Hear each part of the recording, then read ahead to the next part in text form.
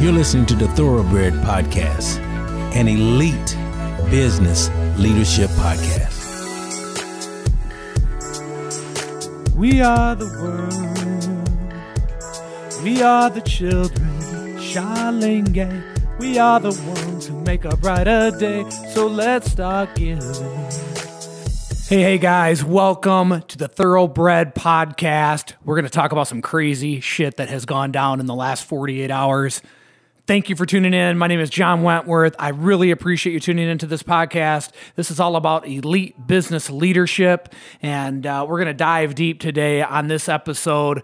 You know, Monday I walked into the office being an agent, and with Remax, you know, we have a team of 25 amazing people that I've been blessed to lead. And Monday I walked in, my manager came to my office, and he sat down and he said, you know, there's been some good times and there's been some bad times. And I don't even know what the hell he's talking about. And then he proceeds to tell me that he's given me a 48-hour notice that our contract is being terminated. And I had a big smile on the inside, but I didn't want to show it to him. And I didn't want confrontation. I just wanted to move on. But in that moment, right, that's when you have to decide, what's next? How are we going to move forward? And that's really what this podcast is about, which leads into what this, what this topic today is about is, you know, being an elite business person isn't about talk. It isn't about money. It isn't about ego. It's about being able to operate in the moment, being able to put your ego aside, to put your emotions aside, right? I mean, I think that's a really big one. In that moment, I did not have emotion. And the emotion that I did have naturally was to the side. And I had to make a decision in that moment. What are we going to do? How am I going to propel? Right, I'm looking at this as not a setback, right? This is an opportunity to propel us forward. And so, you know, I made a phone call to my wife. I said, honey, are you at home? She said, yes. I said, okay, I'll be there in a minute. What's wrong? I said, don't worry about it. I'll be there in a minute. And so, you know, walk in the door. She's standing there with a look of what the hell's wrong on her face. And I said, I just got fired from Remax. And my wife, like, she doesn't operate the way that I do, right? I mean, to me, that's just water off my back and let's move forward and let's figure shit out. And for her, that's not her, right? And I was aware of that, obviously. And so going into it, you know, I just wanted to be sure that I had her in a comfortable place. And I said to her, she said, are we going to be okay? And I said, you're fucking right, we will be. I said, get dressed. I need you to come to the office with me because I have to tell 25 people. And this isn't just about the 25 people, right? This is about their families. I mean, literally, Remax pulled the rug from us in 48 hours. And I've had some great times here at Remax, and I certainly don't want to beat up on that brand. Maybe it was more internal. Maybe it was management. Maybe it was ownership of the particular branch. But I will tell you this because people always ask, well, what happened? The truth is, I don't know. I just know that when you challenge status quo, that makes people nervous. And maybe, you know, maybe I did that. Maybe there's a little more to it. But getting back to my wife, because I think this is really important, you know, if I walked in there crying, or if I walked in there, which never even crossed my mind, but looking back on it, right? If I walked in there in dismay, it puts her in dismay.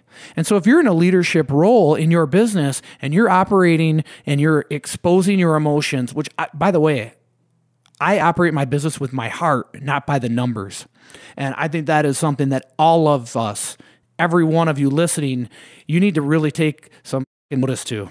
Because if you're only about the numbers, you will not be able to go through what I went through in the last 48 hours, because it isn't about the numbers, it's about the people. And when you operate from your heart, people are more apt to run with you. When you operate based on numbers, anytime there's a kink, people are going to flee. So I grab my wife's hand, we jump in the car, we go to the office, and, walk into a room. I sent out on Slack, our communication amongst us. I sent out a Slack, hey, very important meeting at noon on the sales floor. Please be there. And, you know, in the midst of a day among realtors, heck, you don't know if 3 people are going to be able to make it. But almost everyone was there. I think we were missing 2 people, maybe 3. And, I was able to, with conviction in my heart, share with these people that we've been terminated, share with these people that it's a blessing, and share with them a commitment to leading them to a way higher place, to a way higher level, and to remove their fears and anxieties, right? And I got to tell you guys, because of that, and I'm reflecting on this as I'm sharing this with you. I walk into this podcast with a topic, right? Your ass got fired is what it says on the chalkboard here, basically. And that's what I'm going to share. And so there's no rehearsal here, and it's raw. But because we're operating from a place of love, and again, I'm reflecting on this, I'm like, how have we been able to stay so strong and move forward during this crazy time? And we're talking 48 hours. And the response from the team was excitement. 100% support, 100% engaged, excited, motivated, ready to rock. And comments like, "We got your back, we're going to do this." There was no fear. There was no anxiety. And it turned into a cheering session, a rah-rah session. And I just said, look, we're going to take this opportunity. And, I was thinking about this at Mass today. I was at school Mass with the kids, and really, I'm reflecting in that moment on what I felt in that moment of getting fired, and really what it did. It freed me from my comfort zone. It freed me from my comfort zone. And that's a scary thing for someone that's doing $100 million a year in our business and sales. In a comfort zone. So I'd say that's a scary thing for everyone in our market, because I've been operating in my comfort zone for a little while, and I always push myself a little bit, but there's still a comfort zone, right? You have your safety, you know what you know. And when you are just thrusted into the unknown, it broke me free. And I'm telling you, the last 48 hours, I've been more fired up than I've been fired up in my real estate career. And I just know that there are so many more things we can do inside of our business to better service our clients, to better service the public. And I really think that's what it's all about. And so I'm super excited for that opportunity. In 48 hours, we were fired. We found a place to lease. We secured our independent name, which is Wentworth Real Estate Group. All of these people, this team has all just rallied together. And I learned something else. I'm a micromanager a little bit, and I don't love that. But in this moment, I haven't had time to micromanage in 48 hours because I've got so much shit to accomplish. I've slept about maybe 3 hours the last 2 nights.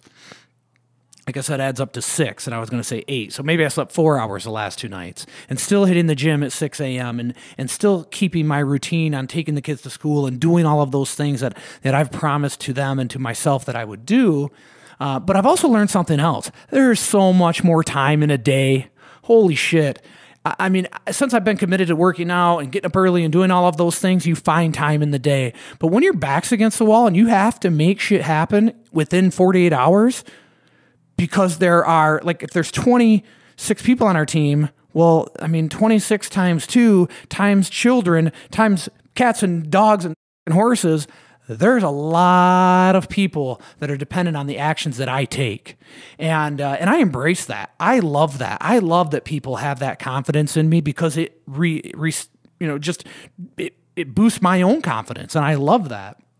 And so, we are already up and running as a new brokerage. Now, we don't have any signs yet. We're working on that. We're solidifying our space and when we're going to be able to move into that.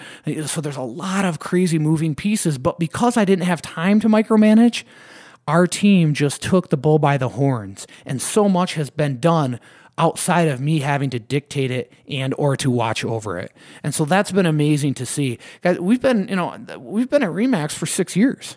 We've been the number one. And so maybe here's some protection, right? We've been the number one Remax of Michigan team for the last 5 years.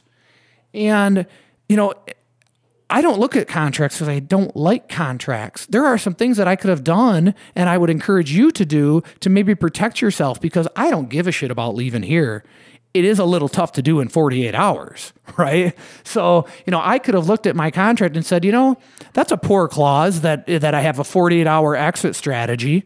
And I need to look at that. And maybe you need to look at that. Like, could you have went back and renegotiated that for 2 weeks? Because of course you could have in the moment. But this 48 hours has been a whirlwind.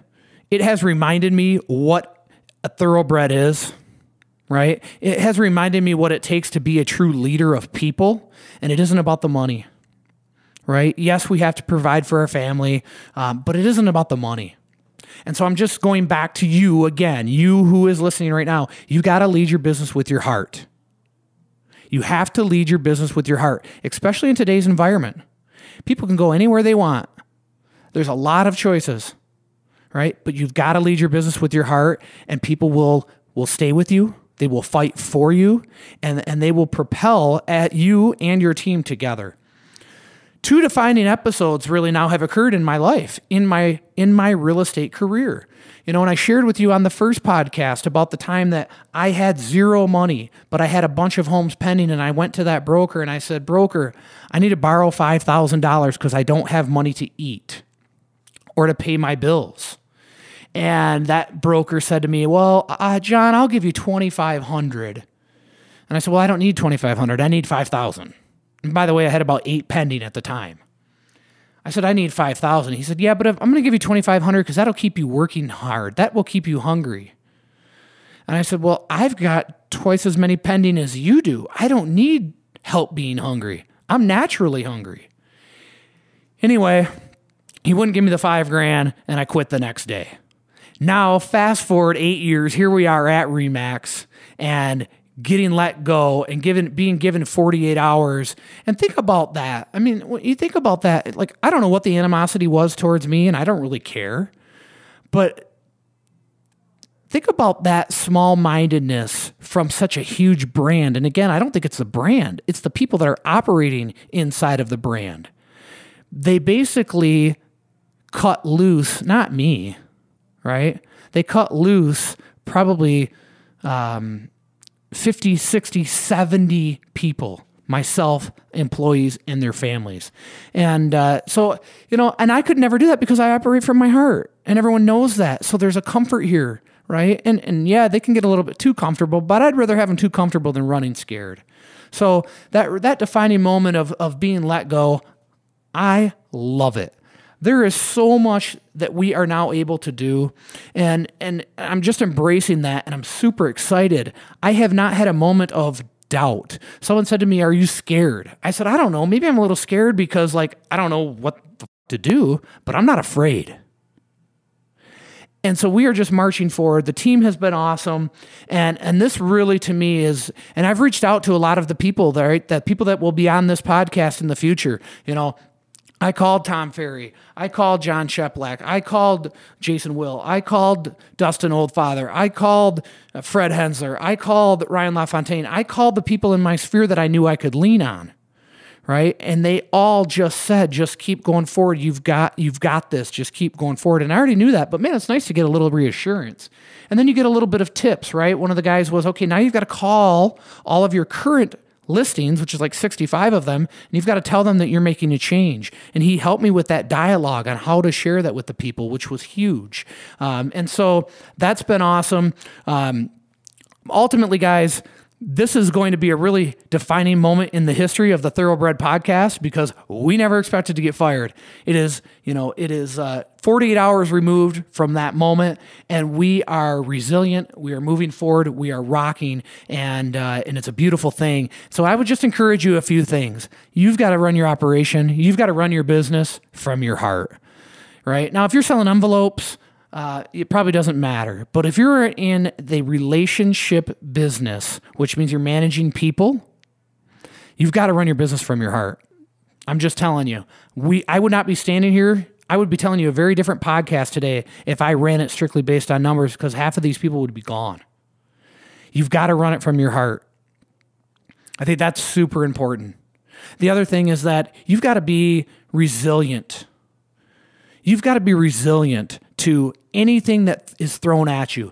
Look, I shared with you a little bit on the first podcast about the childhood that I lived through. I mean, I just scratched the surface on it, from being abused, from being, from being abused, from being molested, from my mother committed suicide while I was home for me to discover her. I've lived through a lot. Right? And then moving forward with the abuse that I endured from my dad because he was so miserable from what occurred to him and he didn't recover from it. All I'm saying to you is that those are just the moments that God put me through and I was just practicing. All of those things, that's our journey. That's our practice for moments like 48 hours ago. Because I could look at that moment and say, this is nothing. And when I can then share that with my team because I believe it wholeheartedly and they can lean on me, that is nothing. And I know you guys have endured stuff in your lives. We all have. And I think that's what keeps me compassionate about people is I understand everybody has shit. And I get that. But I'm just saying to you, you've got to be resilient in anything that comes at you. Literally, you've got to believe in yourself and you've got to be resilient and you have to remove emotion and take action. I think that's the biggest one. You can be unemotional. You can do a lot of those. You can be strong and tough, but you got to take action. And so literally in the last 48 hours, the things that we've gotten done in 48 hours, most couldn't do in 30 days. And again, I didn't do it, right? I was just part of the team doing it.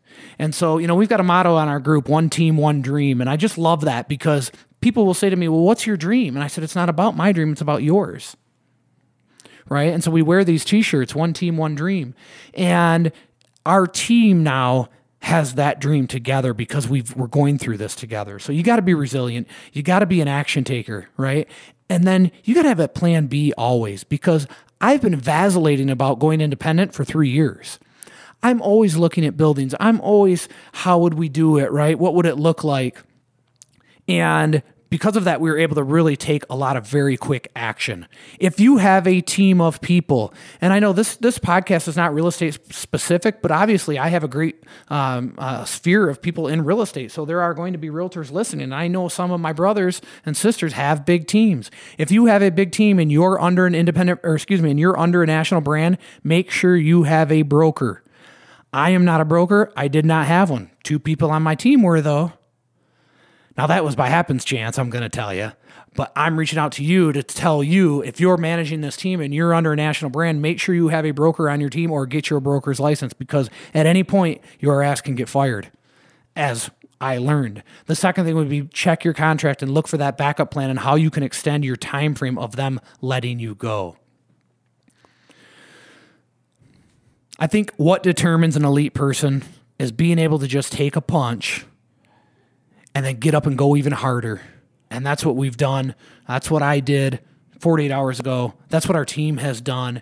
And I think it's just awesome stuff. And I'm super, super proud of our group and of our team. And I'm thankful for you guys to tune in. This is going to be a story. I mean, this is going to turn into a journey because as we started this video and vlog and blog and podcast and all of this stuff, it was to capture these moments.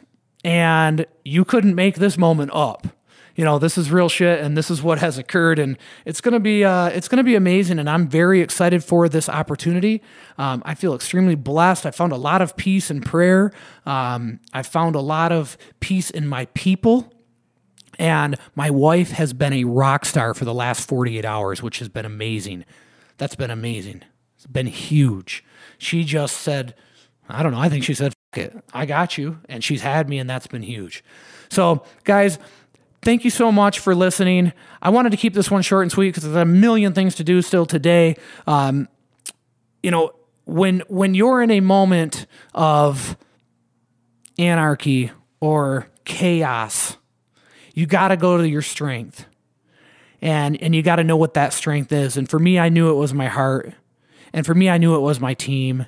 And for me, I knew it was my family. And so figure out where your strength lies when it comes to taking a slap in the face like this and take action and be resilient. And sometimes you got to put your middle finger up to people, right? And it's not to be cocky and it's not to run with ego, but sometimes you got to buck up.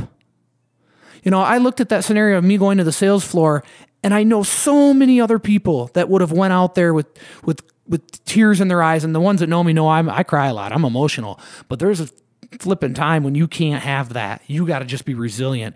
And others would have hit that floor, ho and hum and woe is me, which certainly would not fire people up, and it certainly would not provide them confidence.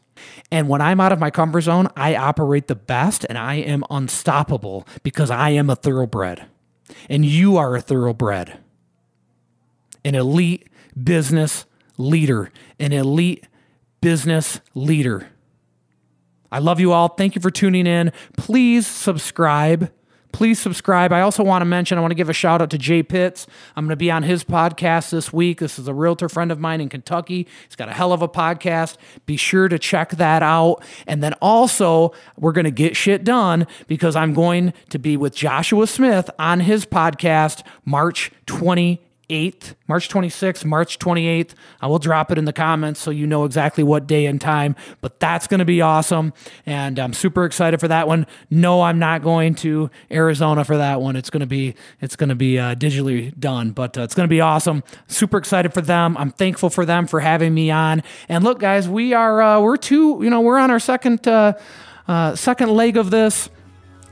We've got a whole lot to talk about, and I think that this firing of the John Wentworth Group and allowing us to spread our wings is going to give us a lot of wonderful stuff to share with you and to help you and to coach you and just keep moving forward in developing into an elite business leader. Subscribe. I love you all. Peace and hair grease.